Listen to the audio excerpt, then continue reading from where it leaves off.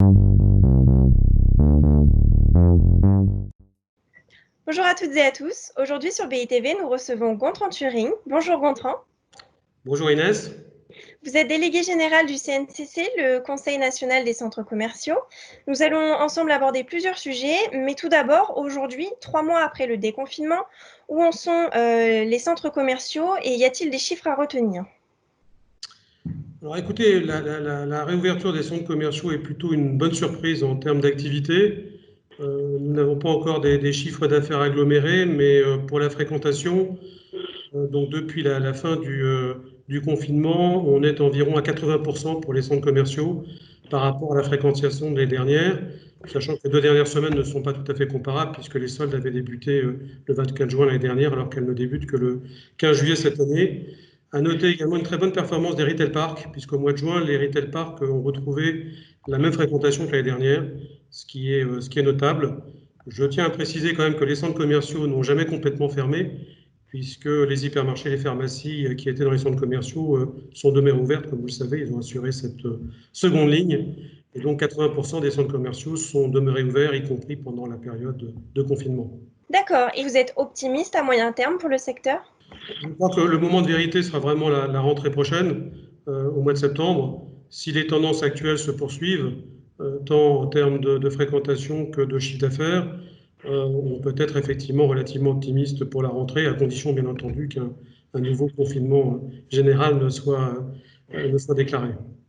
Autre sujet, parmi les propositions faites lors de la Convention citoyenne pour le climat, le chef de l'État, M. Emmanuel Macron, s'est dit favorable à un moratoire sur les nouvelles zones commerciales en périphérie des villes. Est-ce une mauvaise nouvelle pour les investisseurs et les promoteurs de commerce? Et que pensez-vous de cette question? Alors, nous avons effectivement entendu le président de la République et ses déclarations suite aux conclusions de la Convention citoyenne, notamment sa déclaration concernant un moratoire sur les zones commerciales périphériques. Ça nous a relativement étonnés, d'une part parce qu'il y a déjà une réglementation en France très stricte, comme vous le savez, pour les créations d'équipements commerciaux à travers les CDAC, la CNAC. Par ailleurs, la loi Elan a mis en place déjà un pseudo-moratoire en permettant aux préfets de suspendre les autorisations pour des projets qui viendraient concurrencer les opérations de revitalisation des territoires. Donc on estime qu'aujourd'hui, le gouvernement a déjà à sa disposition les moyens de maîtriser l'urbanisme commercial en France.